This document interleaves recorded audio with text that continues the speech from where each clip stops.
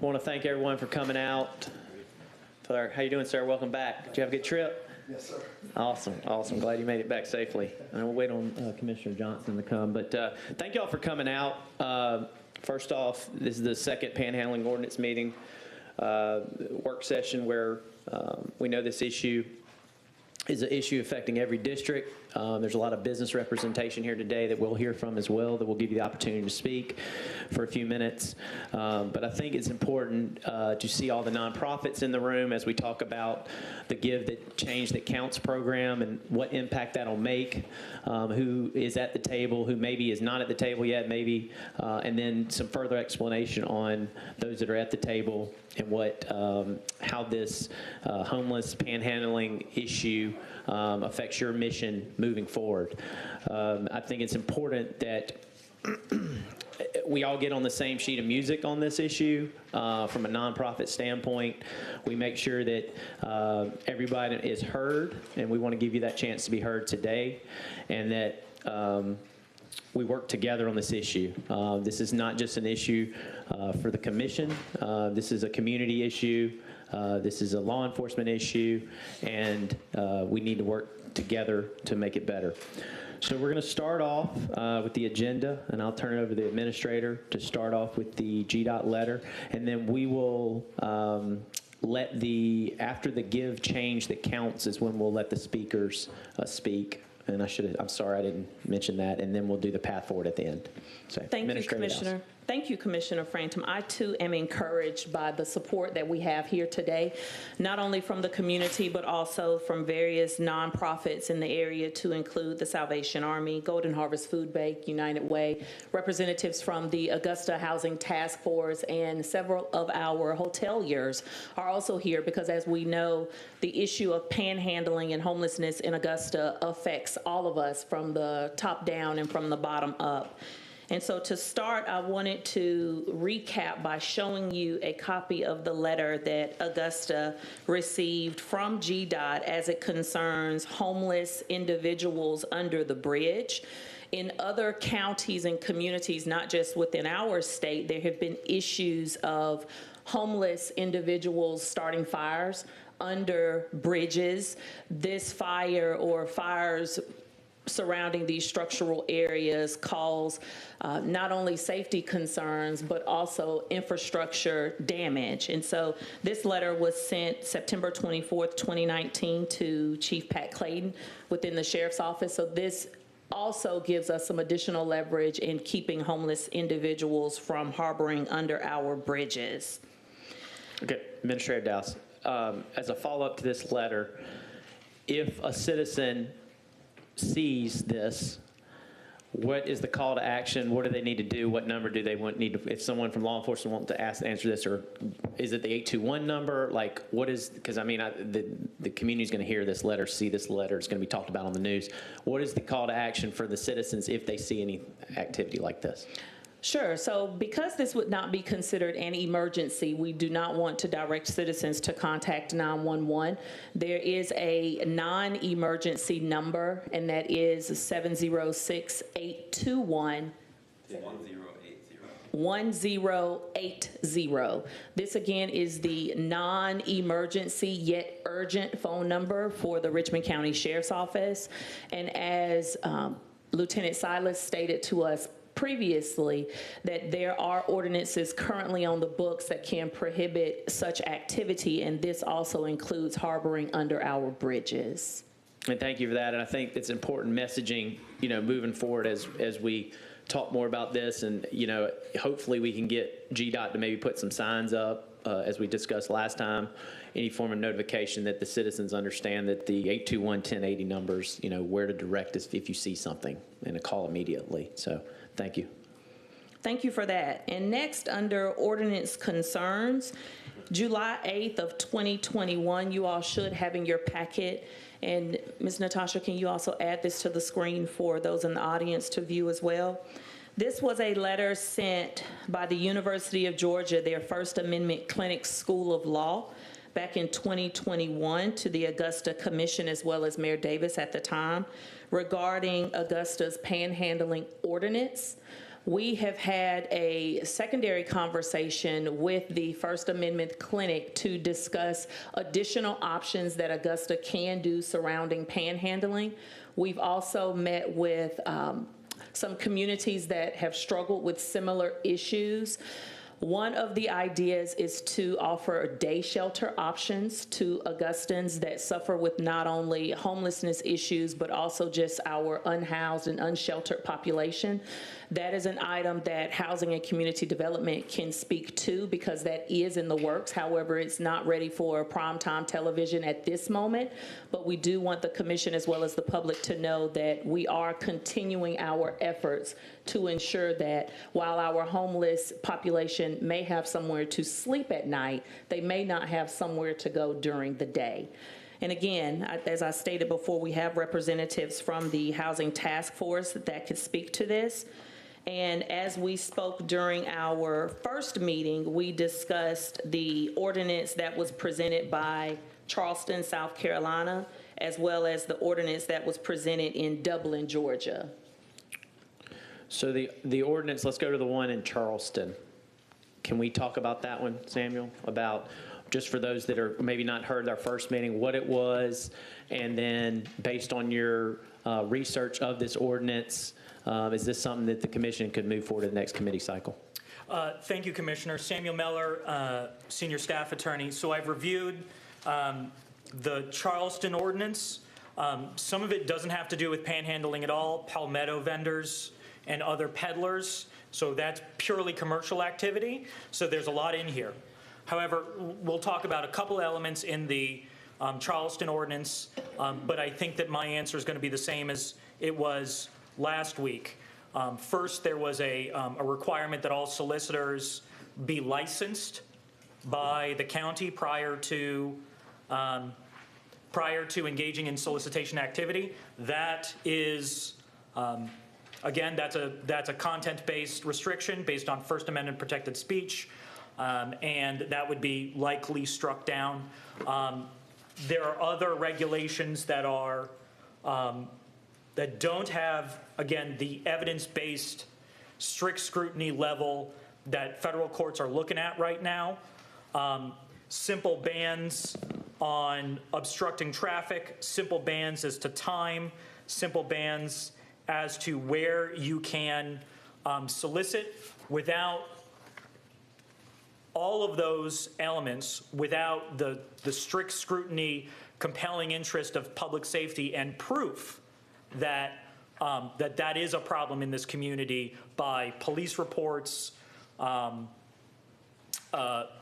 counts in time, evidence of arrests, evidence of people being struck in the roadways, evidence of people being of criminal activity directly related from solicitation, without actual evidence of those activities that is presented before this commission in support of an ordinance, that would be, that is likely not going to be enough to satisfy strict scrutiny. So the Charleston ordinance is likely, again, not an area of which we can pull from to develop an ordinance to pass. And can you explain exactly what the, just high level, so everyone knows what the Charleston ordinance is? Well, the Charleston ordinance is high level, just trying to regulate certain activities outside. So that includes solicitation, palmetto vending, and other commercial activity. The majority of the Charleston ordinance involves the regulations involving permitting each of those groups. And there are some restrictions as to time, location, and activity for the Charleston ordinance. None of it's very specific. None of them draws from evidence.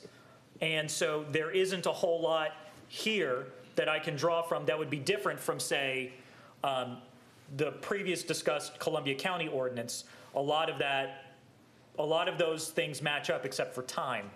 And so there's not a whole lot there that I can say would survive a strict scrutiny analysis.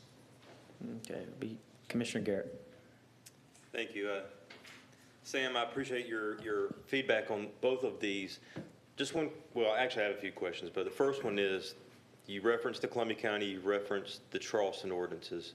Have either one of those been taken to court, and has anything been filed against them as being unconstitutional? No. Okay. At least to the Columbia County, not to my knowledge. To the Charleston ordinance, not to my knowledge. Okay. But yet you're saying that if we were to adopt it, it would be unconstitutional. So that is an excellent question, Commissioner. The answer is that under constitutional law principles, which is different from private law principles, you have a conflict with your neighbor, you sue your neighbor, the court decides the solution. That is not how constitutional law operates under federal or state law principles.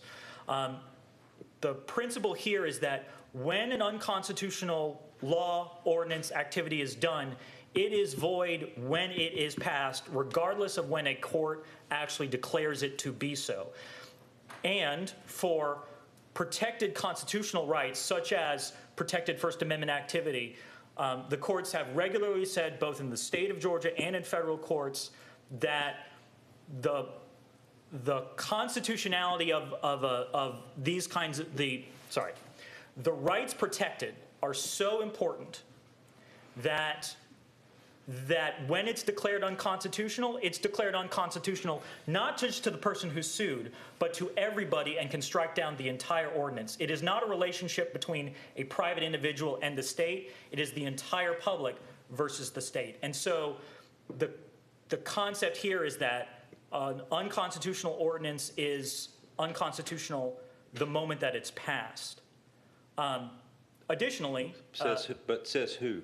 If Charleston's ordinance is in place, Columbia County's is in place, other municipalities have similar ordinances in place, are you saying that those are unconstitutional and thus don't have any weight in the municipalities where they're enforced?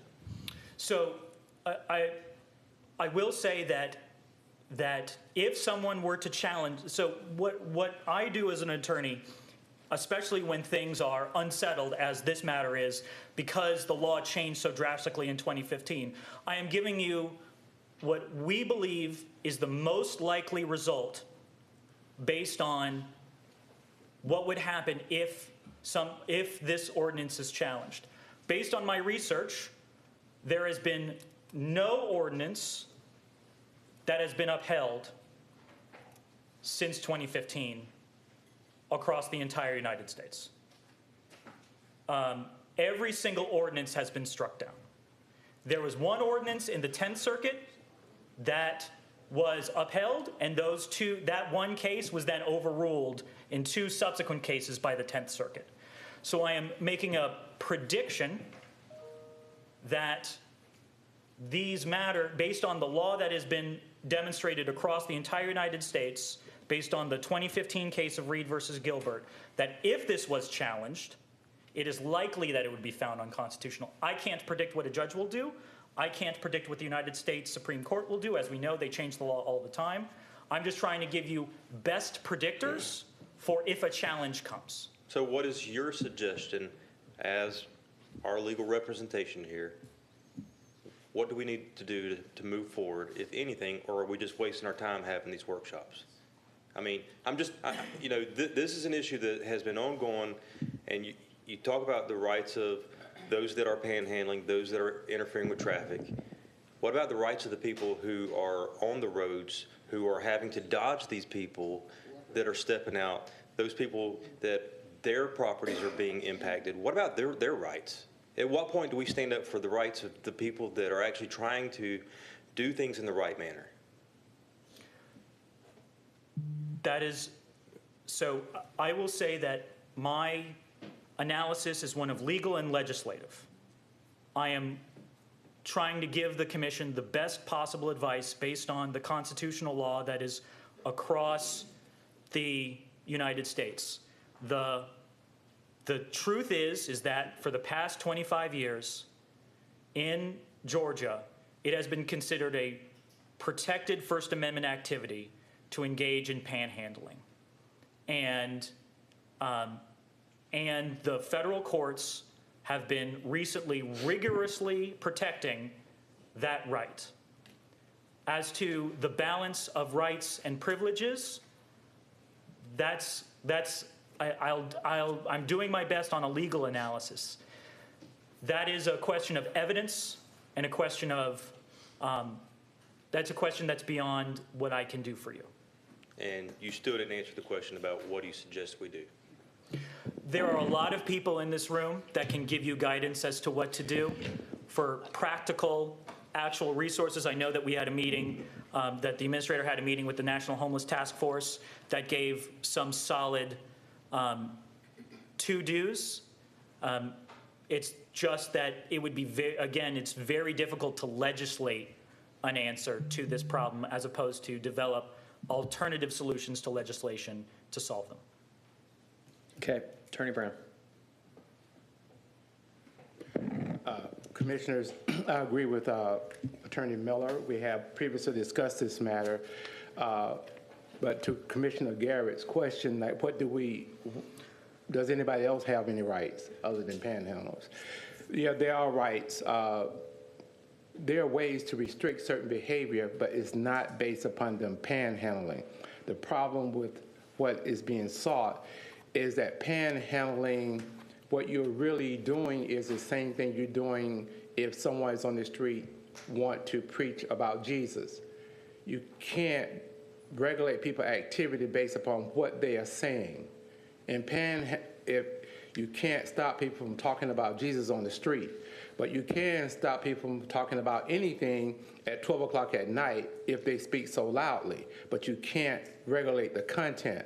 Panhandling ordinances, the problem with panhandling ordinances is they seek to regulate the content. That's why we say it's First Amendment, a freedom of speech. You can't control people's speech by what they are saying. So if they're asking for money, it's no different from them saying, I think you need to come to Jesus, or I think people need to be more loving. But what we can do as the people who are in the streets, that should not be the subject matter of a panhandling ordinance. That is a right-of-way management ordinance that would be put in place. It is dangerous for people to be in the streets, whether they are saying, I want children to be educated, or I want you to give me $20. It's the same thing. We need to regulate the safety of the streets. That will deal with the people coming into our city, standing on the curb, coming out there taking money from you, or you having a heart, want to give money, but at the same time, the light is green, people hit you in the back, it's a problem. So panhandling ordinances, I think, to be blunt with it, I believe we need to go to another path. Panhandling ordinance discussion, it sounds good, but it doesn't work it doesn't address the problem of panhandling by making an ordinance that criminalizes the activity. What Sam is saying indirectly is, and what the administrator, I believe, may be prepared to speak on, is that we need to address why people are panhandling. And we need to try to get people in a place where there's not so much panhandling. Now, it's a different thing from people defrauding people through panhandling. That's another matter as well. But the panhandling itself, I think we are down the wrong path by trying to put this into an ordinance. And Attorney Brown, I respect your opinion. I think you have to understand where we sit, though. We got panhandling ordinance all around us. Dublin, Columbia County, Charleston. But yet we're telling the people in Richmond County we can't do anything. And people are looking for solutions. Yes, we need day services. Yes, we have the nonprofits at the table to help these people. But at the end of the day, we have people on major corridors that have been killed over the last 2 years that have been hidden. You could go to every major corridor probably right this second, and there's somebody standing there panhandling. And your legal representation is telling them there's nothing we can do about it. No, sir. Well, then we just asked for a solution. We asked for a solution. We're up here begging for a solution for the people. So give us a solution. What Sam simply told you is that the solution is not by way of a panhandling ordinance. The solution is by way of other measures to be had, which I believe the administrator would like to discuss with you. We are not saying Augusta, the city of Augusta is helpless to help its citizens and to fend off undesirable activities, and especially undesirable activities in unsafe places. We can address the right-of-way. But don't we already have a right-of-way ordinance that already prohibits these activities? That's correct. And Lieutenant Silas, during our last work session, spoke to, in the event anyone steps foot in the street, that then becomes a safety issue. But the right-of-way extends off the streets. Well, per Lieutenant Silas, the particular ordinance or the law that he uses or that the sheriff's office uses to, How does our legal representation read that ordinance that's currently on the books? What is the difference in opinion there? You're correct. Most people, when someone says right-of-way, people do normally think in the street. The right-of-way extends beyond the pavement and oftentimes beyond the sidewalk on both sides of it. The right-of-way is that part that's reserved to handle traffic. There are plenty other things in the right-of-way, so oftentimes people are in the right-of-way when they're on the grass. Now, whether law enforcement understands or wishes to enforce that is another matter. So how do we clarify those boundaries? That will probably be work that engineering, law enforcement, legal, and administration need to get together to properly define the right-of-way for the enforcers, which is the sheriff and the marshal department, and get an understanding with them where the right-of-way is and ascertain their willingness to actually enforce it. And the same could be said for the sidewalks downtown. Those are right-of-ways. Sidewalks in our neighborhoods, sidewalks, and even, you know, these median areas on our interstates and these major intersections where there seems to be an ongoing problem. But now, I've also heard up here where certain groups, you know, our firefighters go out and do it, where they, you know, stuff the boot. You know, I think that there would be an impact if we do further enhance that ordinance that's already on the books in regards to those practices. So some groups may have to change the way that they collect money as well. And I think that that's probably worth it because of this bigger issue that we're all trying to tackle here without calling it a panhandling ordinance. Yes, sir. I think you're correct. There will be, the changes will affect more than just people panhandling and will affect activities that have been long-standing and that have great purposes. But if that is, I think, a matter the commission will have to decide to balance that good. But organizations probably can find other creative ways to do it. There can be designated parking lots from private landowners and businesses that they could set up to do it. We could establish other traditions. All right, thanks, sir. Commissioner McKnight. Okay, Attorney Miller, I've got a question. If I'm hearing you correctly, you're telling us that Richmond County, Charleston and Columbia County are basically unconstitutional, correct? Is that what you're saying? Based on precedent, yes. But they are still following and using that ordinance, correct? So to my knowledge, those ordinances have not been challenged in court. All right. Well, then which county would we be able to piggyback or follow them? What is constitutional? Which county is constitutional in Georgia that we can look at their ordinance and follow, and it passed through the courts if we ever had a problem? I mean, we keep talking about this, but we're not doing anything. So again, the challenge that we have is the challenge that is happening today is that panhandling and solicitation is a protected First Amendment activity. And the courts look at, is there an actual, what they call the courts use the term compelling interest to balance out the encroachment on a protected First Amendment activity versus the government's compelling interest in curbing that activity. And governments have had an extremely difficult time in front of federal courts justifying the compelling interest for banning panhandling because, and this has been, and I have the case here, the quote is, uncomfortable speech is not sufficient to demonstrate a compelling interest. It has to be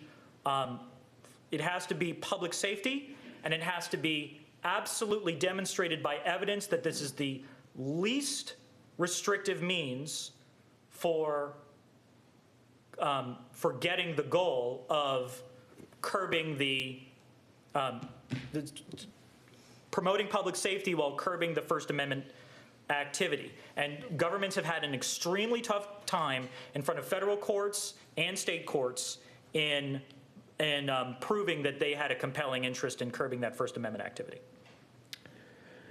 Thank you. Commissioner Johnson. Thank you, Mr. Chairman. Question for our legal.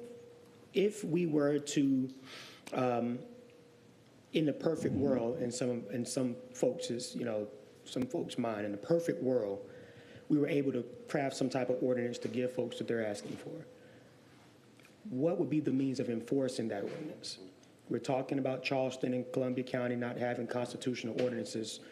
How would we enforce an ordinance that would mirror any other, government that we're throwing around? One, and then two, we go into the right-of-way, ordinance enforcement. How is that enforced? What mechanisms will we have in place to ensure that, again, in a perfect world, if the ordinances that are being proposed is passed, how can we ensure that it's followed and that the issues that folks are trying to see solved, so to speak, are solved? How do we enforce what is being proposed? I think that would be a question for the marshal's office and the sheriff's office in terms of how enforcement. If there was a criminal penalty attached to these activities, the post-certified law enforcement who are sort of have their own chain of command and have their own policies for enforcing statutes would have to be part of this conversation in order for them to sort of indicate how they would enforce such an ordinance. Do we have anyone from the sheriff's office available? Yes, Ms. Dowse? So Lieutenant Silas, I am communicating with him via text right now. He is unable to attend, but has forwarded me some of his comments. Official Code of Georgia annotated section 40-6-97 is what the sheriff's office currently uses, as it states, no person shall stand in a roadway for the purpose of soliciting a ride. Then it further goes on to include persons soliciting employment, business, or contributions from the occupant of any vehicle. And yes, this particular law, section 40-6-97, has been used in the past, but keep in mind that it is a cycle. In the event these individuals are arrested, they are then taken to our sheriff's office, the Charles B. Webster Detention Center. We know the challenges that we currently face right now within the detention center, hence the reason why we've developed other ideas to curb panhandling. Other communities, in speaking with the University of Georgia, have determined that in the absence of funding, persons tend to move elsewhere. That is the hope of Give Change That Counts, as well as increasing donor participation with some of our nonprofit agencies to give them the additional funding that they need to offer wraparound services as well as additional services to the communities in need. So I'm going to go back. So basically what we're saying is that if there's an ordinance on the book, then really the only enforcement mechanism that the sheriff's office has is to arrest people. That's correct, and it is a state law. And is that what we're advocating for?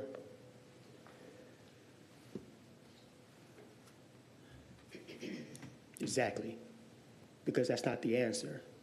And I get really frustrated when we have these meetings because we've already heard from you, Sam, that these ordinances are unconstitutional. We've already heard that. If another county has an ordinance on the book that's unconstitutional, I think that they should have some elected officials that won't pass unconstitutional ordinances. I think that's the issue. So, I get the frustration, but really the only other means of solution is to round people up and take them someplace else. And I don't think that's the answer, although it seems like that's what's being proposed. I know I've heard that suggestion a time or two. And I get frustrated. I get frustrated. So please don't take this as me being angry or anything. What I want to get us to the point as a commission is understanding that, and Ms. Dowse, you made a great point. You said that they will move in the absence of funding. There will never be a time where an area has an absence of funding. I mean, if I'm downtown and someone's walking and I feel compelled, here's $5, right? How do we treat the root cause of why people are actually panhandling in our city? And you know what? It's going to take a lot of work for us to figure that out. But that's why the task force was established. That's why these nonprofits are in place. That's why the marshal's office is involved. And then on the back end, we could continue working with code enforcement and other agencies to help with the transient issue that we're facing in our hotels. I see we have hotel partners here. I just think that we ought to pump the brakes when it comes down to putting legislation on the books that's going to go after people and land them in a position that won't help their situation. It just won't help their situation.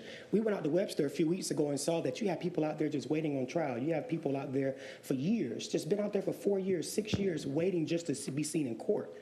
I don't think that panhandling is a means, it is a reason to land somebody in an already crowded jail.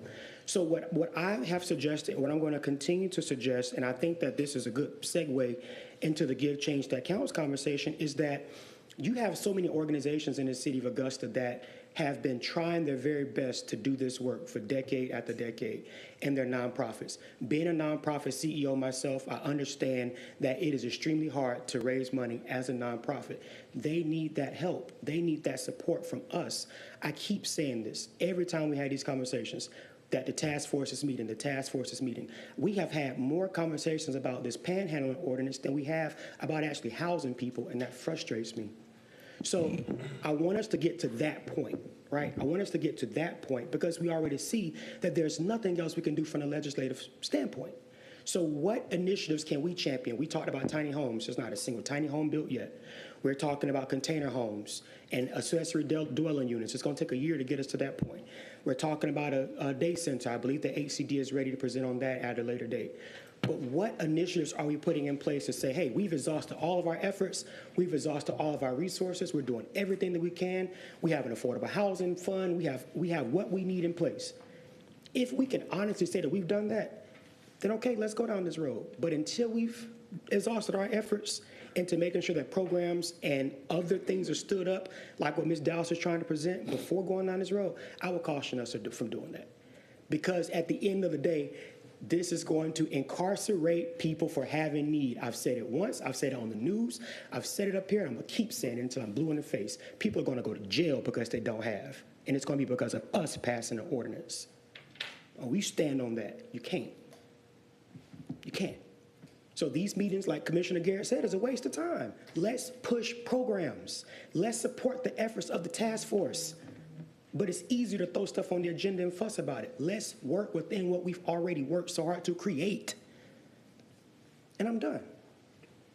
I'm done. No, I appreciate your words. I think I don't know if pushback's the word, but it's not that I think we want them to just go to jail. I think that we want them under more of a case management standpoint. We want them to participate in the services that we have, and we want them to want to get better and help them. I think my issue, though, is that it's not just homeless that are out there panhandling. It's a system.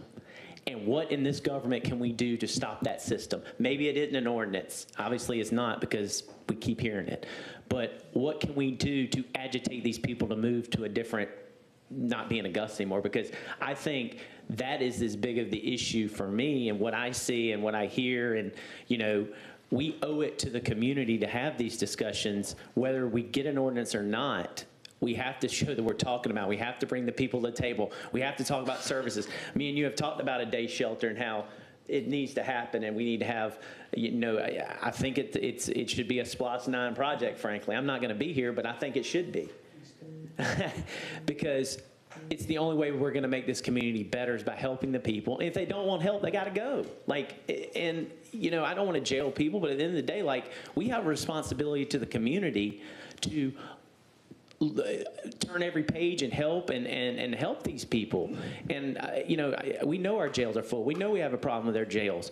But in the day, like, do we have the accountability to know every person that's on our corners and where they're from and who they are, and have they gone to get services or not gotten to get services? And if they hadn't, why are they not doing that? And why are we going to let them continue to be a nuisance for our community if they don't want to get help? Like, I think that's where my heart is on this, and I'm not trying to incarcerate people. I'm trying to make it better, and that's why and we're going to talk about this change counts, and I think this can help. But is it going to be all the solution? No, it's going to take us all as a team effort to know who's in our community and offer those services and educate them on what services we have. So, Mayor Johnson. Thank you, Mr. Chairman. Commissioner Johnson, I empathize with you. And, after paying a visit to our jail, I realized that we don't have any space sometimes for the most serious crimes. Nonetheless, those that are doing things like trying to create a way to live through panhandling. However, with Augusta sitting on an island where our neighbors are somehow enforcing this, I tend to want to stand on the side of the business owners who's invested everything that they have to start this business. Those that have called me and said, Mayor, we need to do something. There are people literally standing outside my door creating problems for my business. The neighbors that have called me and said, how can we address these people that are standing in the roadways, that are begging everywhere? I believe in private enterprise and that we have the ability to chase our dreams, to start businesses, to live in great neighborhoods. We shouldn't be the only community in this region that can't put something in place to at least address this. We have to address it. It's an economic development hindrance as people visit our community. I'm not going to call a name, but we had a very prominent businessman who's getting ready to invest a couple $100 million who asked me bluntly, what are you doing about your downtown, Mayor? I was embarrassed by that. We as a collective body has to come to some solution to where we fix this. Not criminalize poverty, but find a way to protect our small business owners, protect our homeowners, protect our community. And I don't know if give change that counts is the solution, but certainly addressing the problem head on instead of doing nothing. I think it's the best course of action. So whatever it takes to, certainly we don't have room in our jails to take people to jail, and I would never advocate for that. But somehow we need to address this. Thank you, Mr. Chairman. All right, Commissioner Johnson, then I won't. Thank you, Mr. Chairman. My whole thing is, and that's, that's a lot to unpack, and I'm not going to attempt to unpack it all. But the notion that we're not doing anything in this regard is just false. It's completely false. You ask Candace and Alea if they're doing anything. They're going to tell you what they're doing. You ask Sean Rhodes and Derek Dugan if we're not doing anything, and they're going to tell you that they're in the streets, in the woods, on corners, under bridges, at restaurants, at churches, at shelters, doing everything that they can. You ask Brittany Burnett and Millie and Amy if they're doing something. They're going to tell you what they're doing because the city is doing something. We have been doing something for the past 3 years. And the only issue that I have with this conversation is that I support the small business community as well. I know the business owner you're talking about. He put all of us in a text message and went off about the homeless in downtown Augusta, called them these people and talked about how it smelled like urine everywhere. I got those messages just like you did, so I understand. I live downtown. I see the same 5 panhandlers every day like everyone else sees. But my question is, when we actually enforce the ordinance, if we're able to enforce an unconstitutional ordinance, where are people going to go? We're talking about separating the homeless from the panhandlers. Okay, let's stay on that vein. So let's get Derek Dugan out there and help as many homeless people as possible. But where do the people that we're trying to address go? Where do they go? I mean, where do they go? And I don't think that anyone has an answer to that question because there isn't an answer to that question. You can't regulate that. You can't manage that. I think that the problem that we're having is that we don't have any solutions in place to stop the spread of just poverty in general. I know that there are people out here who just don't want to work. I'm not going to fight that. I know there are people out here who've chosen that lifestyle. My uncle was one of them. I'm not going to fight that notion, but I'm also not going to accept the notion that we can't do anything about it. So, like, I'm not pushing back on the premise, but the business community is not the only community that lives in the city. When we talked about this environmental justice ordinance, it was all the business community. Non-discrimination, oh, the business community. Now panhandling, the business community. Thank you for opening businesses and being here and contributing to our economic development, but there's still 22 to 24% of people in the city who probably will never even visit your business because they can't afford to. If Augusta is 200,000 people strong and we have a 24% poverty rate, that's close to 50,000 people living in poverty. Talk to me about them. Thank you, sir. Can we hear from Chief Peoples on the enforcement side of this before we move on to the give the change that counts aspect? Sure, good morning.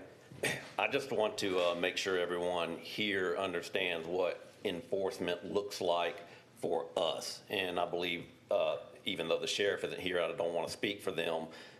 Based on our interactions and partnerships with them, I think that they would agree with what I'm about to say. First of all, I, like many of you, have served on many nonprofits. Augusta is rich with nonprofits and services that are available.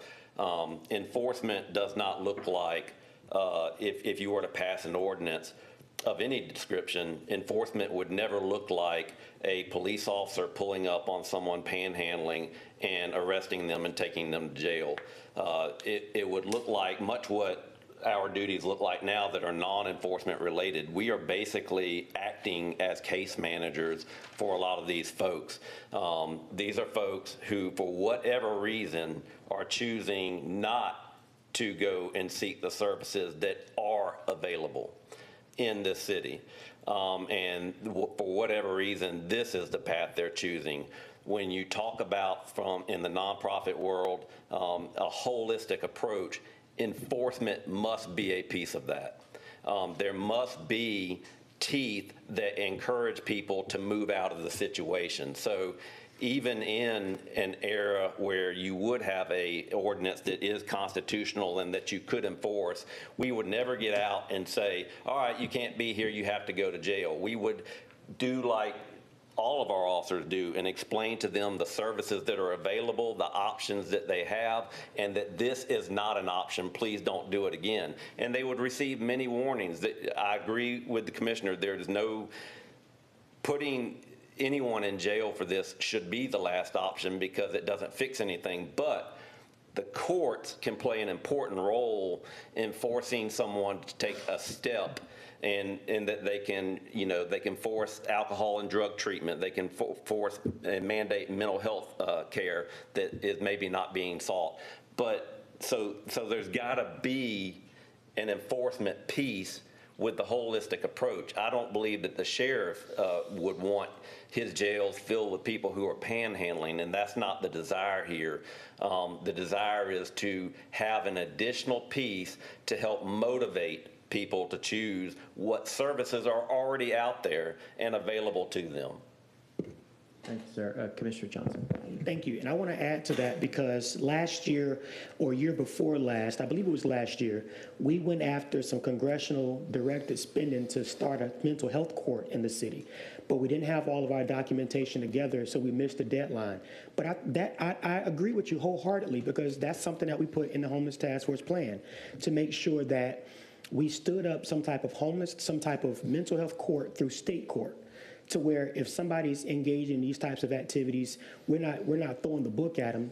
They're going to go to state court. They're going to go see Judge Pounds or go see somebody, and from there, they're mandated case management. They're mandated mental health evaluations and medications. Like that is the proposal that we put forth, I believe, about a year or so ago, and I hope that we would get back to that place. We were talking about maybe only like less than $500,000, less than $500,000, like maybe $120,000 to $300,000 a year is what we were talking about to have some court like this stood up, and it just kind of sat on the table. So I think that's a great suggestion, and we should either consider funding that through our budget or funding that through some congressional directed spending. But I know Judge Craig is doing some work with the homeless through Superior Court. But as of right now, the state court, there's a gap. There's a gap there, and I think that we could fill that gap by creating exactly what you just said. And it would not land them in incarceration. It would not land them there. And that was a very big part of the SIM conversation that we've been having. So again, we've been having these conversations. This body just has to act on what's being proposed. Like the solutions are there. But I do think that, and I'll let the attorneys clarify this, but what I'm hearing is with a an ordinance regarding the right-of-ways, if maybe that were evaluated. So it's not about what's being said, it's about where you're saying it, maybe when you're saying it.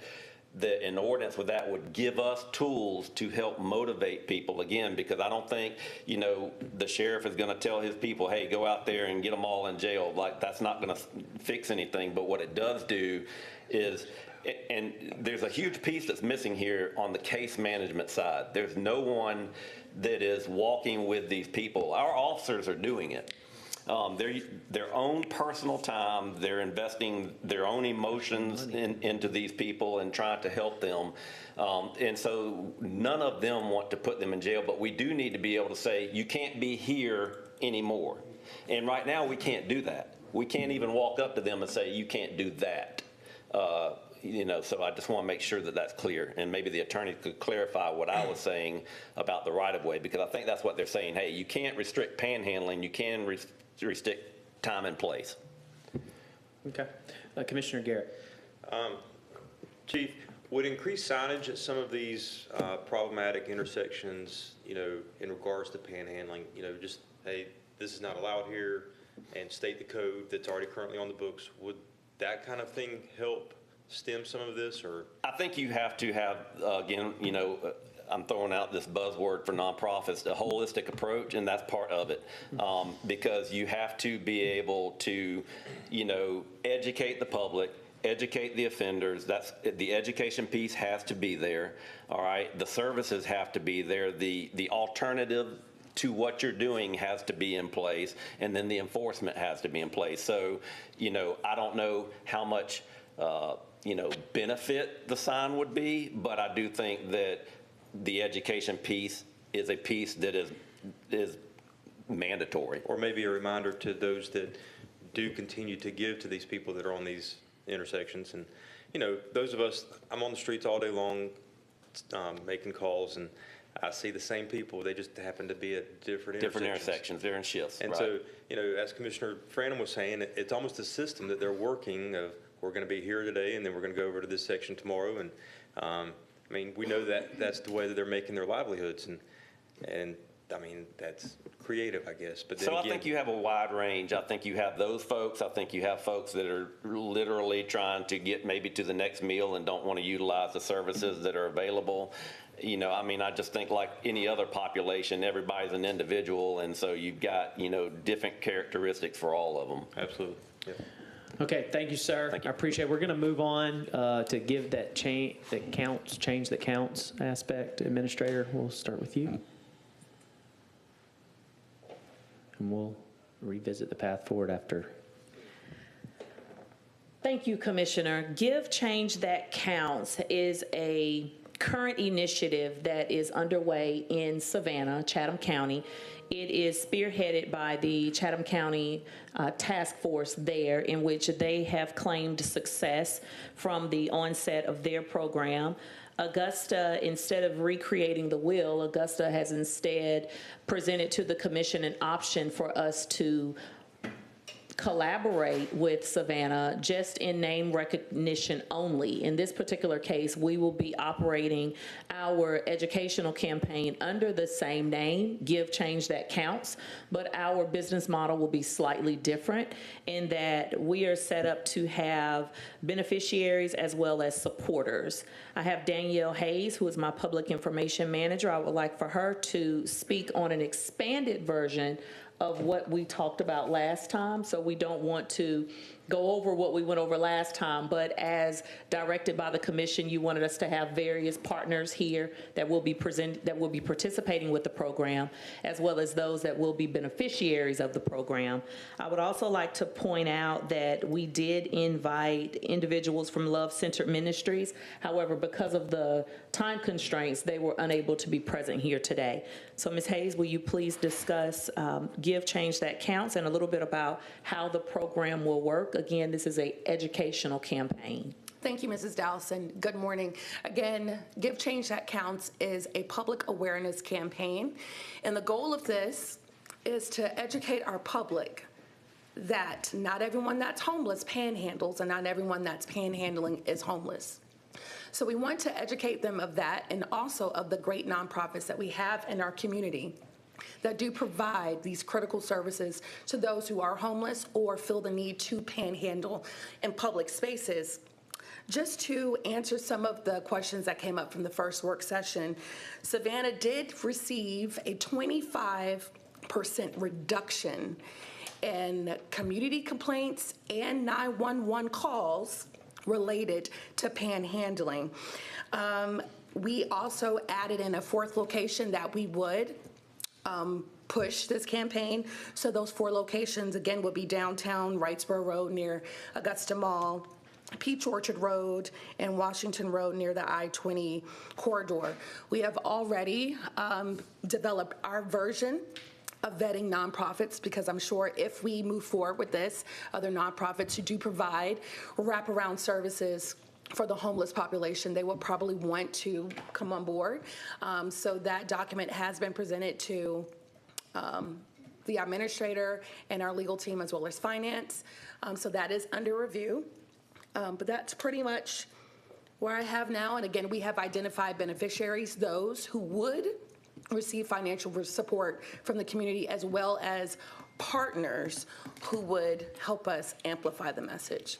And to Commissioner Garrett's point, one thing, Savannah, they do, they have signs that they place in these high-traffic panhandling areas that display a QR code that community members could use their phone to click, that would then send them to a website where they can donate. In that case, to Savannah, their task force, but in our case, they would see a list of nonprofits that they could support. So Commissioner Franklin, I would also like to expand on what Ms. Hayes has stated.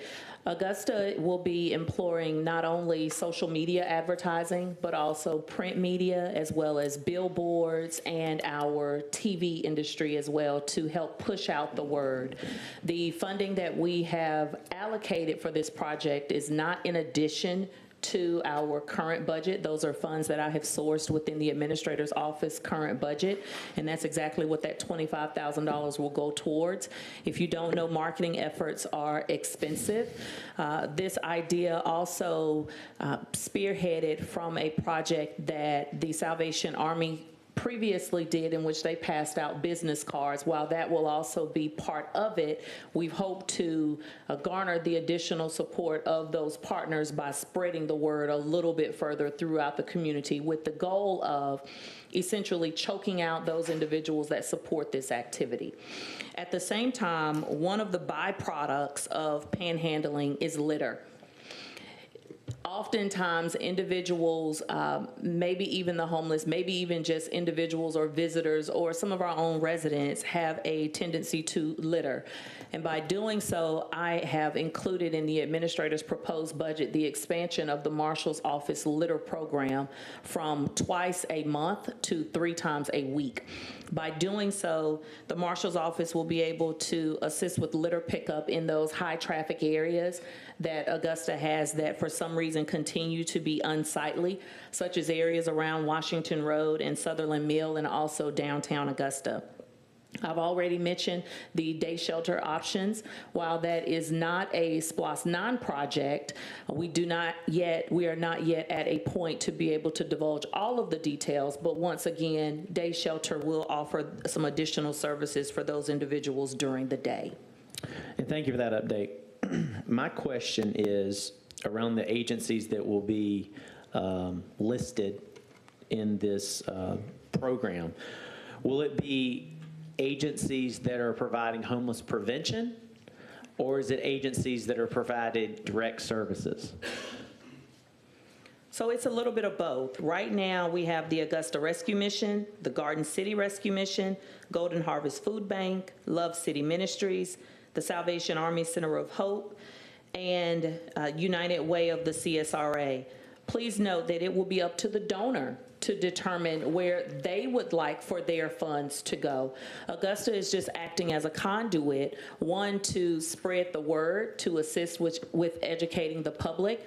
But once the donor clicks on that QR code and goes to the website, they will then be able to see a little bit more about each of the beneficiaries, their mission, their vision, their success stories, and how they will plan to utilize those funds.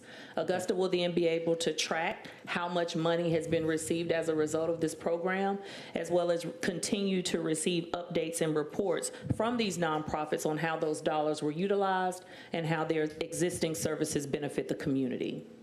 Okay, based on your list and what you just said, should the EOA be a part of that list from an intake process services? They can, Commissioner. I don't object to that at all. At the same time, this is not an exhaustive list. And so, as Ms. Hayes stated, we are formulating a vetting process to determine who can or cannot go on the list, just so you won't wake up in the morning and have a 501c3 and then determine that, yes, your 501c3, your nonprofit agency will be a part of this program. So Augusta will be vetting those, but the list is not exhaustive at any point, and names can be added. And did you say Serenity or no? I did not say Okay. Serenity. Yeah, and I think we know that mental health is a big issue, and I think that there's just not the resources for it. So I'd hope that we look at them as well. Commissioner Scott, sorry. Thank you, Commissioner Frampton. I want to go back to Savannah, Chatham. Did they come up with this idea because they did not have an ordinance, panhandling ordinance, or is it just something that they, do you know? In speaking with Savannah, this idea spearheaded out of Augusta's similar problem, in that Savannah had increased homelessness activity, particularly in their downtown corridor, that was affecting the livelihood of visitors as well as residents. So Augusta went down a similar path. We got everybody together in the room. Majority of the persons that are here today contributed, so I appreciate all of those efforts. At that time, the name was Be the Change, I think it was. So we've gone through a couple of different renditions of what to do. And finally, I said, you know what? It's no sense in us trying to do something and start new. Let's go ahead and go with a project that's tried and true. And I'm happy to report that since Augusta has presented to Savannah the opportunity to collaborate on this program, that several other municipalities, which are larger in size, have also done the same. I will not give their names at this point, but it will be amazing if most of the state of Georgia, and even if it continues to catch hold and spread like wildfire throughout neighboring states as well, has the same mission and vision. Can I follow up? Sure.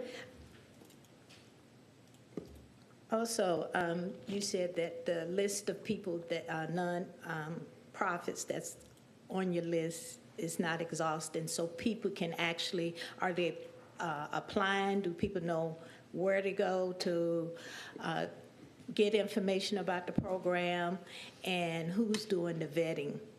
So right now, Ms. Hayes in our office it will be handling the vetting process. It will eventually be passed on to the Housing Task Force. Because it is in its infancy right now, we're just trying to get it off the ground, but I could assure you, once we get it off the ground, it will be passed on to the Housing Task Force. There is a homelessness coordinator within Housing and Community Development. That individual doesn't know it yet, but this will definitely be one of the duties and responsibilities added to their plate for them to manage this. They already are meeting with the nonprofits that assist in various aspects. So this will be a perfect complement to what the Housing Task Force is already doing. What the Homelessness Task Force is already doing. Do we have the ability, because I talked about in the beginning how we need to all be, as much as we can, work together and be on the same sheet of music. Do we have the ability that the agencies that are represented in this program use the homeless management information system like it's a requirement, to where we track and like keep all the information together? Do we have the ability to do that?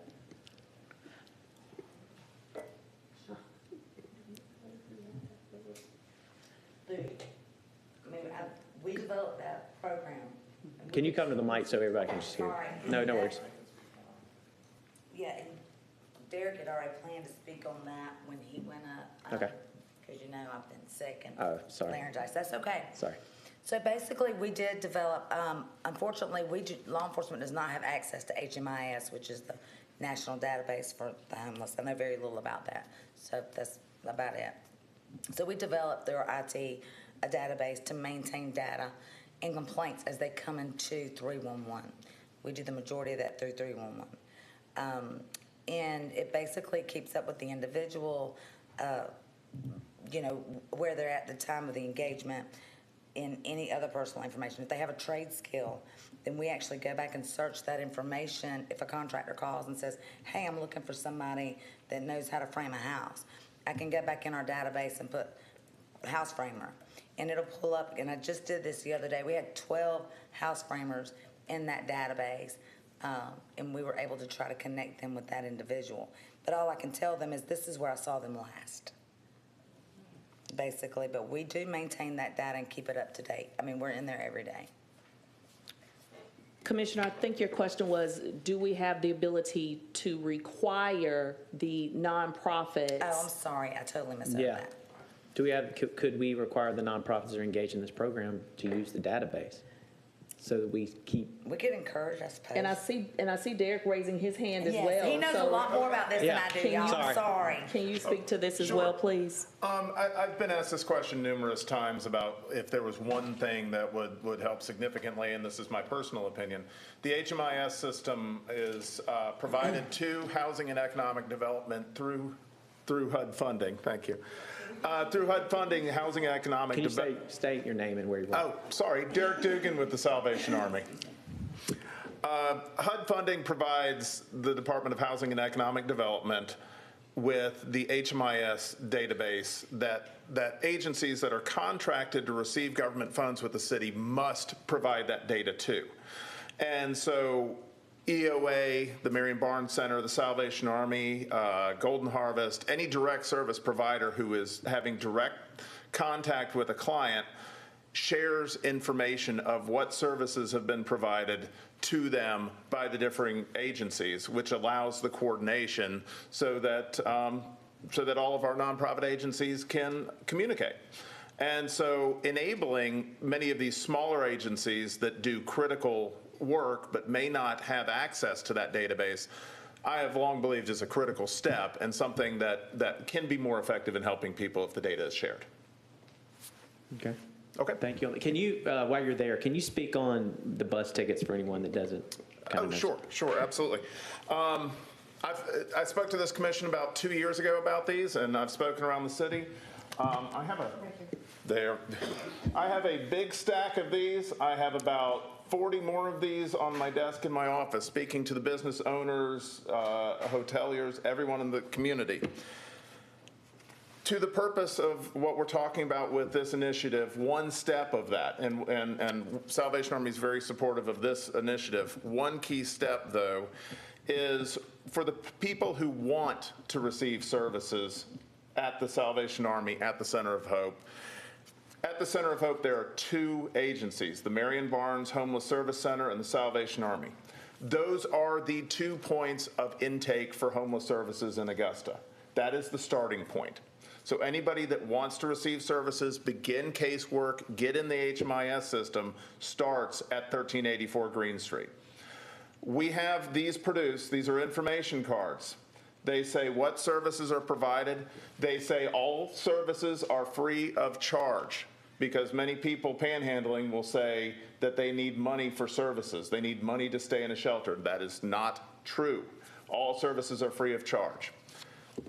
This is also a bus ticket from anywhere in Richmond County to the Center of Hope.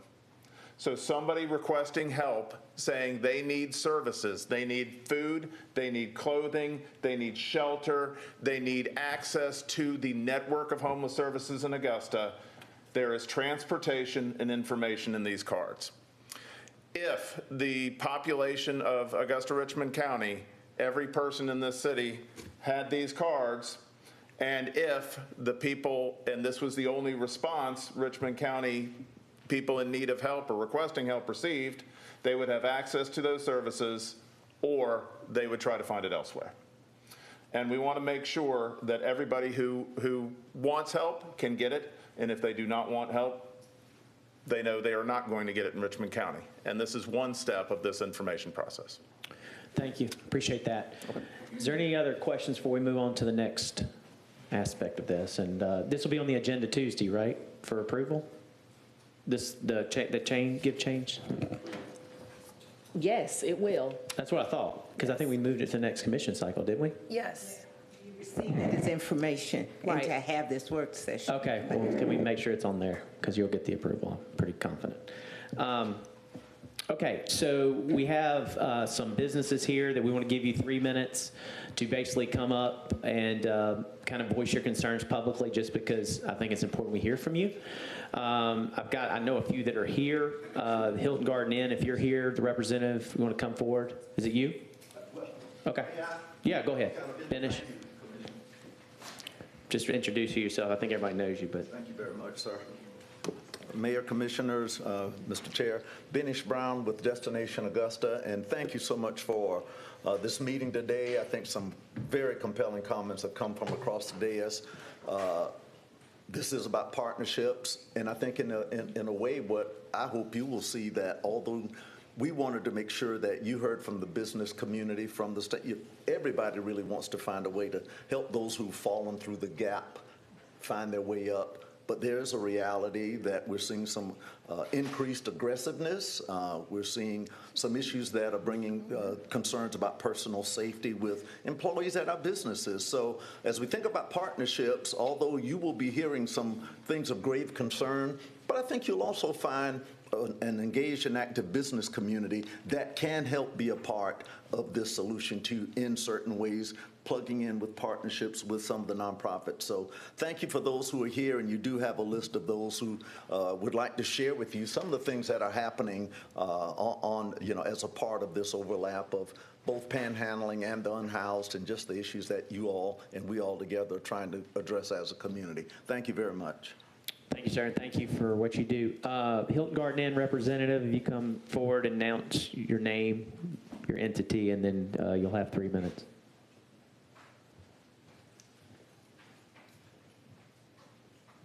Hello, my name is Richard Harrington from the Hilton Garden Inn off of Stevens Creek Road. We do get a lot of people that pass through. A lot of surveys come back from our guests about people in the parking lots, pulling on car doors. I've personally witnessed people taking showers in our sinks in our public bathrooms that we've had to ask to leave. We do not lock our doors. We do have a restaurant that serves breakfast and dinner to the public, so we do have to keep our doors open. We have people come in, sit down, eat, and then say they don't have any money. Obviously, that's on us to, eat the cost of it. We're not in the place to judge people walking in to say whether or not they, can eat or not. Just yesterday, I had a guy sitting out at our fire pit area. He was having a conversation with himself. My perception was obviously potentially something wrong mentally or on drugs, and we're not going to approach that person. We called Richmond County yesterday.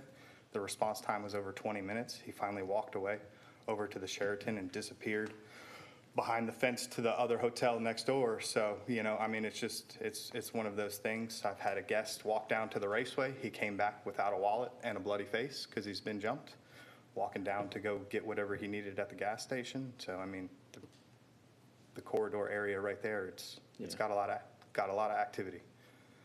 Okay. Any questions, colleagues? That's tough to hear. Do you have the bus tickets? Do you have any at your location? That was the first time that I've ever heard of it. Okay, well, that's great. We're hearing something good today, so let's make sure that he has some, Derek, before he leaves. But again, thank you for sharing. We do have security at nighttime, and then we also do pay special deputy services, Richmond County officers, to patrol our parking lots too, and all of that stuff still, it does happen. Okay. Even with the protective measures that we have in place. Gotcha. Commissioner Johnson. Ms. Dowse, you're speaking to Mr. Silas. What is his take on, what can be done about some of these motels in the Washington Road area? Those day-by-day, pay-by-the-hour hotels that's just havens for sex trafficking and drugs? Because that's what this gentleman is dealing with. What is your sheriff's office doing to address that? So one of the comments, my notes indicate that Lieutenant Silas stated last meeting was he encouraged some of those hoteliers to do just as this gentleman has done from Hilton Garden Inn, and that is to solicit private security. That's something that if they can afford that option, then they would have someone that's dedicated to their on-site presence. At the same time, the sheriff's office, as you are aware, is short-staffed, which also affects not only their response times, but also their ability to concentrate on a particular area. He did state that he would make best attempts to increase patrols in those high-traffic areas. Thank you. All right, Homewood, are you here, representative from Homewood? If you want to come forward, and again, speak to things specifically, and if there's anything additionally, just state your name and your company for the record, please.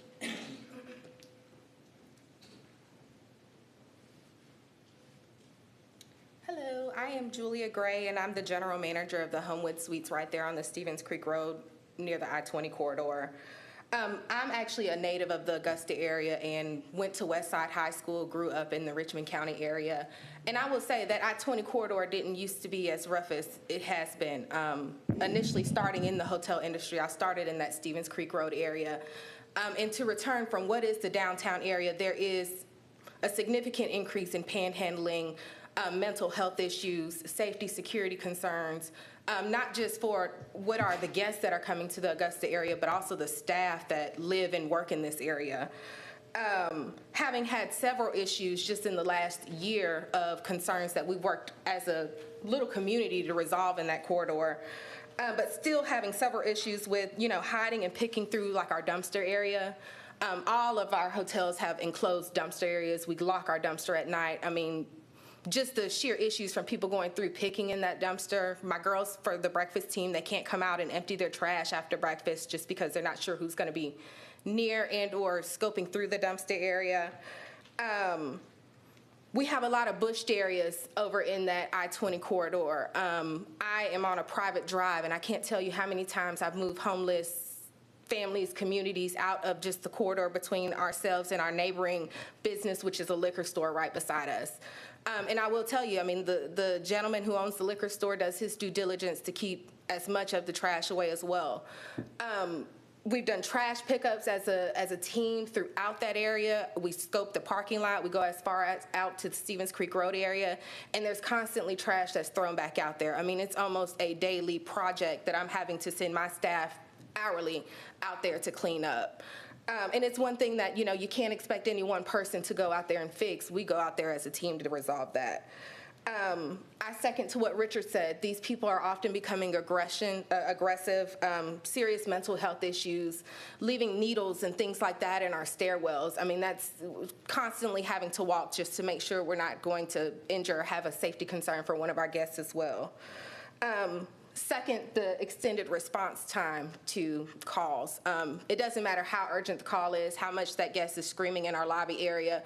Calls can take up to 20 minutes, so much so that my staff is on standby to call me and as well as call Richmond County. And 9 times out of 10, I'll get to the hotel before you guys get there. And then the biggest thing for me right now is that we are starting to see what are these panhandlers and the traffic from just that general I-20 corridor mix in with our guests. Whether that's, some of these guests coming in and going out and meeting a friend because they walked out to the racetrack or to the BFE, or just those people having found money, have their ID, and they come in and try to get a guest room. And like Richard said, it's hard for us to go through a lot of times and filter these people out. You don't want to be prejudiced. You don't want to be biased against somebody who's truly coming in needing housing. But it's getting to a point for us where if they've got a Richmond County ID card, we're very close to declining a lot of those local people, and that's not a situation where we want to be in. So. Thank you for that. Before I give it to Commissioner Johnson, my question is, number one, on that corridor, is all the lighting from the city's perspective, does it work? Oh, definitely. Okay. And number two, the area of the driveway where I know you're talking about, is that your property, is there next door, not, is it city, like, because one of the things that we've done, especially in my district, is behind gas stations, we've limbed up trees to where they can't hide in there anymore. And I guess my question is, have y'all thought about doing that? Because there's a lot of businesses that have had to do it because. Yes, and essentially we have exposed what was that pathway that goes in between our location as well as that liquor store. We've exposed that area completely. Okay. Do property walks of that area every day. People leave suitcases out there full of trash. They come back to try to retrieve it and they throw stuff everywhere. So yeah, I mean, we've done our due diligence to try to cut that area down, open that area up to be more visible to us, and are diligently watching it daily, so. Thank you. Commissioner Johnson. I want to just reiterate that on the 19th of this, at our transient workshop on the 19th, that Ms. Gray is there, that the gentleman from Hilton is there, and I hate to say the good hotels because that insinuates that they're bad hotels. But I'm just going to say that the larger chain hotels, there it is, friend, I figured it out. There you go. We're going to, let's have y'all there. Because I think that a lot of the issues that we're having in that Washington Road corridor is just this easy access to Candyland, basically. And really, and it's coming from those motels behind you. Right. And I think that's what's unique to the Washington Road corridor is that you have like this hub that, and I'll just be frank, that they are creating, right? And I think if we're able to address that issue holistically, some of the issues with panhandling and stuff will kind of solve itself on that side of town. Well, and again, to your point, you have hotels that hired private security, and then you have hotels that it's the Wild Wild West. I mean, that's the bottom line. And that's the Wild Wild West ones are creating the issues. So yeah, and I appreciate you coming. I appreciate you speaking publicly about this, and we hear you. So we definitely gotta keep the pressure on and keep talking. Frog Hollow, is there someone here? Yes, Administrator. Commissioner Frantum, to add, while Ms. Hayes will be attempting to obtain names, addresses, email addresses, and phone numbers of the hoteliers that are here today, I would like to solicit their assistance with spreading the word that on October 19th at 2 p.m. we will have our transient occupancy work session. So please, community, spread the word, assist with spreading the word. But yes, of those individuals that we can obtain contact information for, we will include them. Love it. If you can introduce yourselves, and then you have 3 minutes. Yes. I'm Krista Kaufman, one of the owners of the Frog Hollow Hospitality Group. I brought with me Brianna Newton. She is our Director of Operations, so she's on the front lines and has a lot of first-time experience. But we've invested a lot in downtown Augusta, and we've watched it grow over the past 13 years. The last few years have been very difficult with the panhandling situation. And many of our guests, we hear from our regulars, they don't want to come downtown anymore. They're scared to come downtown. We have had employees who have quit because they're scared. So it's an issue of safety as well as just perceived safety of downtown Augusta. And I used to regularly walk between Frog Hollow Tavern and Farmhouse, even during the day. Never felt any issues about safety. In the last few years, I cannot walk that one little strip without someone coming up to me asking for money. And it's a woman walking by herself and a gentleman walking aggressively towards you is a very scary thing. So it's not just someone sitting with a cup on the side. It's, in your face. I walked into a downtown bank at noon and had a gentleman walk up towards me.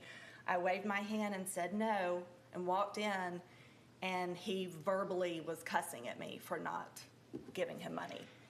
I want to speak on, I spent last weekend in Charleston as a single female on a solo trip, and I was just really impressed by the lack of panhandlers. I saw 2 in the time that I was there, and they were not aggressive. And I'm here to speak on the aggressive panhandling situation. I mean, being a born and raised Augustian, I believe in the growth of this city, and I believe in what we can do as if we come together and figure out solutions.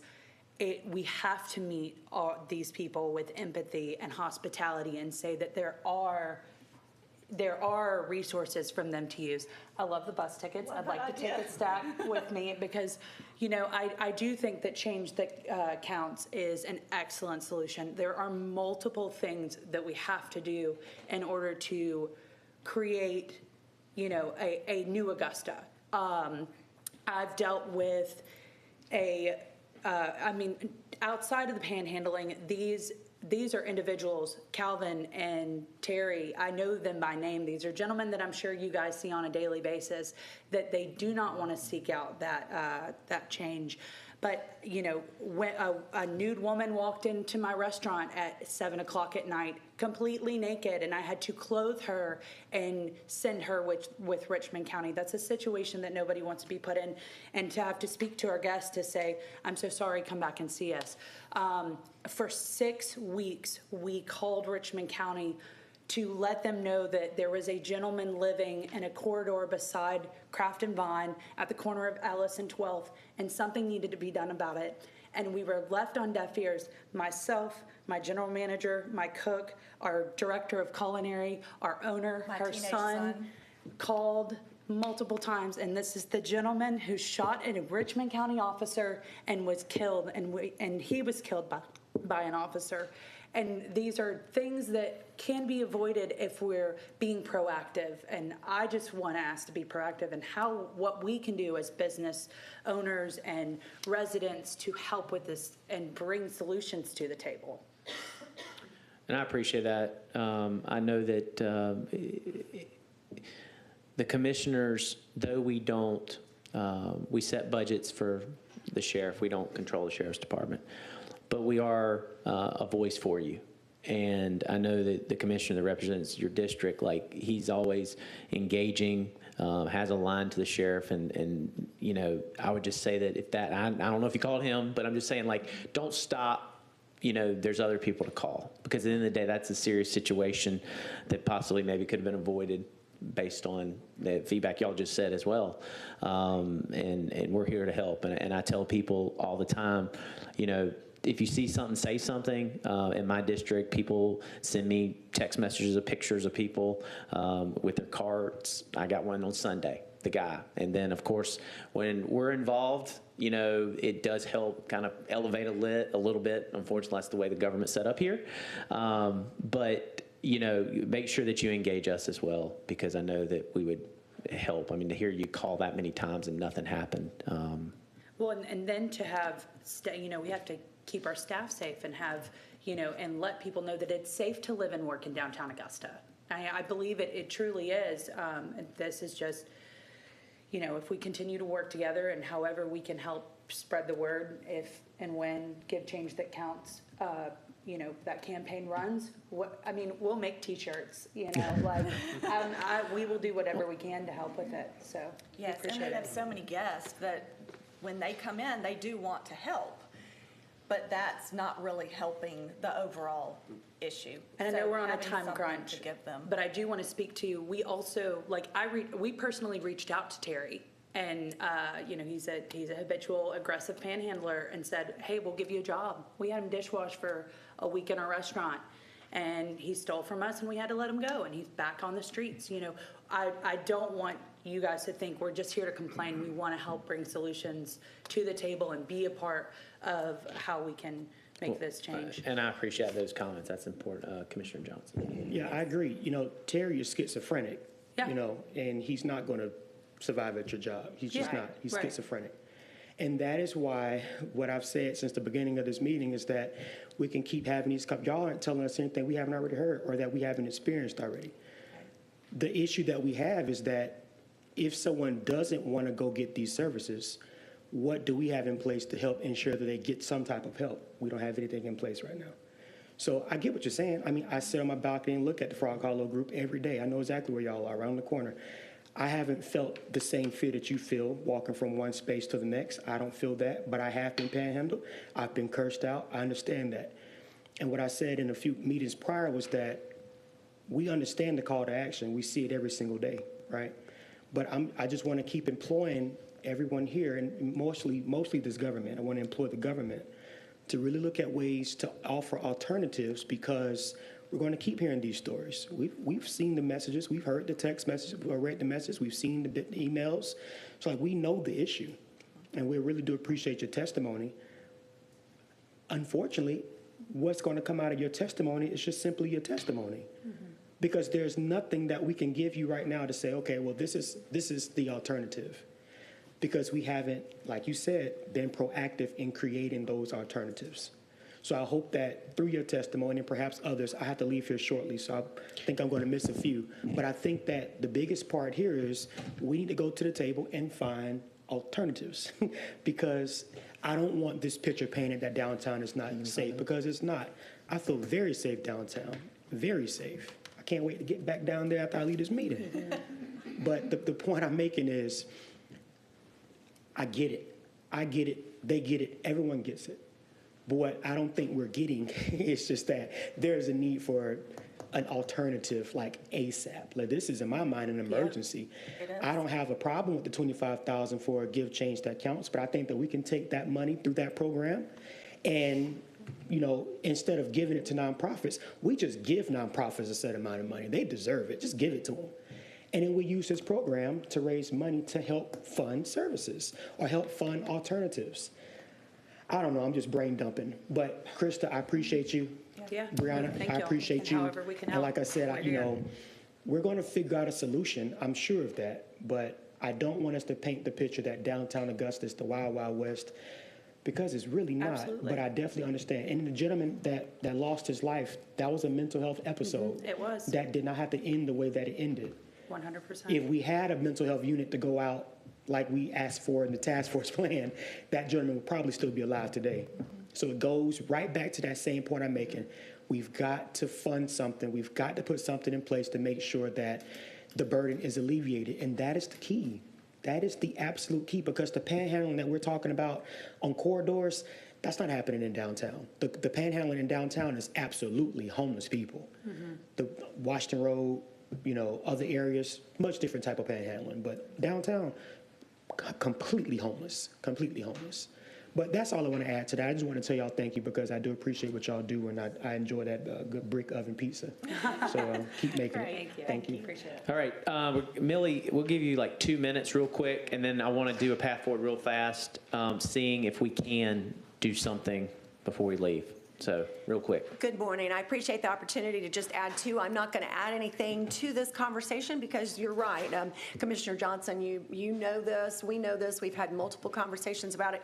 I will say, I'm Millie Huff, Executive Director of Sacred Heart Cultural Center, that has been on that property for almost 150 years. Amazing. We have been a beacon of welcome to the community, and for the last 36 years, we have been a nonprofit tourist venue and rental venue. And what we have seen in the last 3 years, as everyone has, is this increase in the homeless population.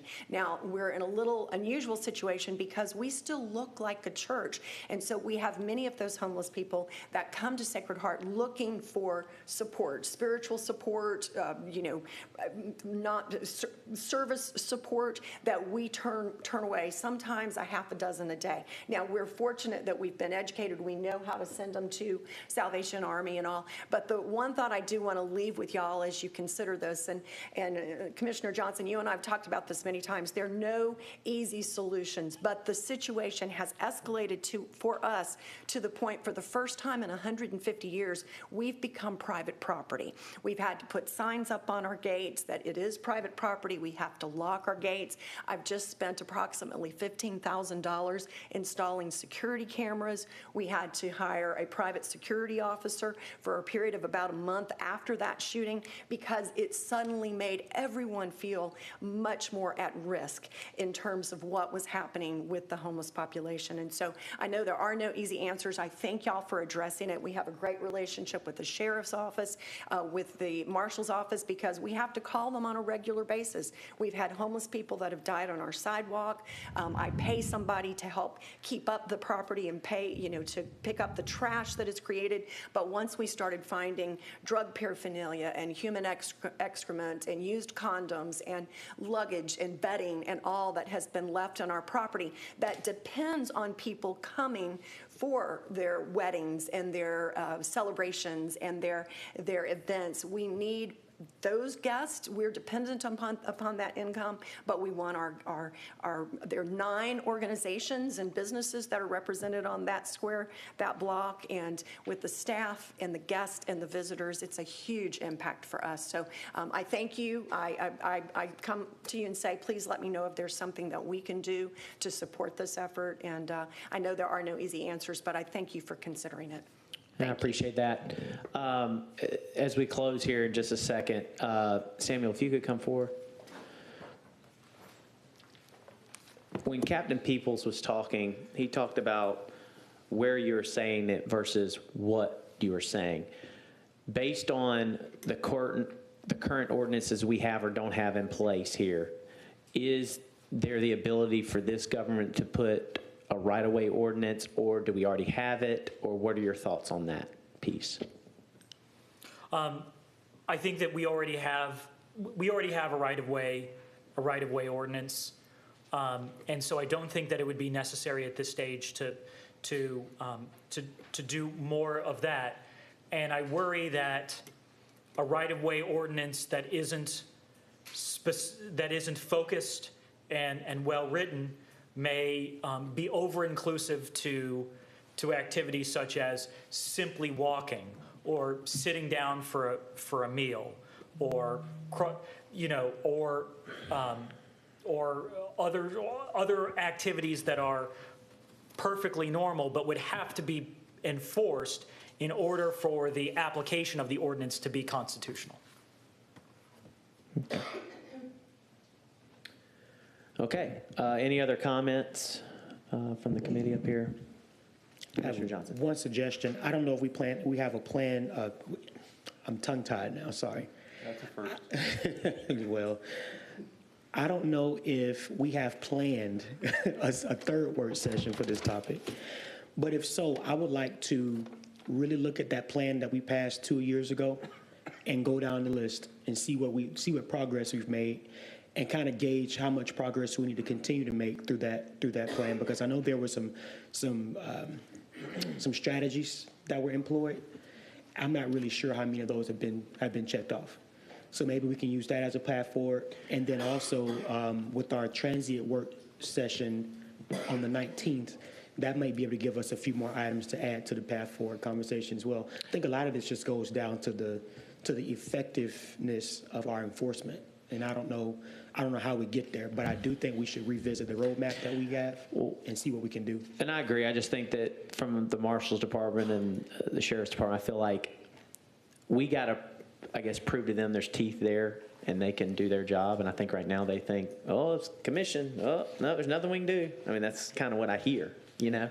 So I don't disagree. I mean, you said, I don't want to waste people's time either, but if that's the path forward to re-engage what we talked about a few years ago. I mean, I want to continue the conversation, because as we saw today, people being here learned something new, as well as we're sharing information, as well as we're starting to see some camaraderie, not just on the task force, but in the community as well. So the administrator, did you?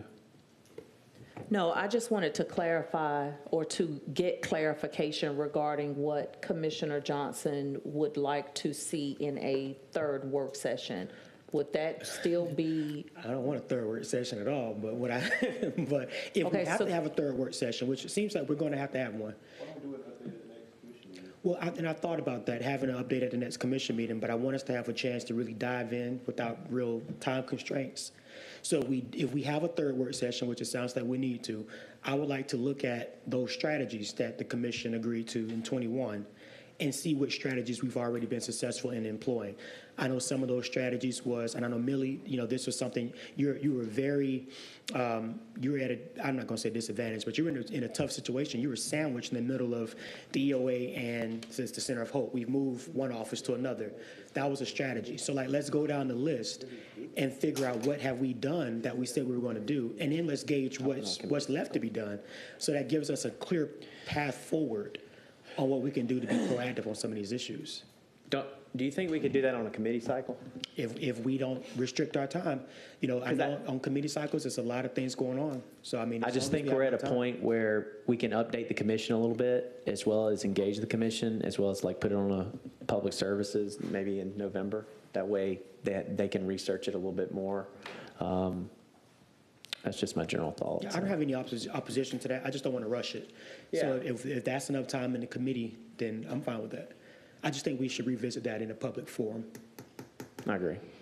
Commissioner, I'll take a look at the agendas coming up and decide which one this year. As you know, we only have 3 more left this year. So I'll make sure that we could get it on one of those agendas before the end of the year. Okay.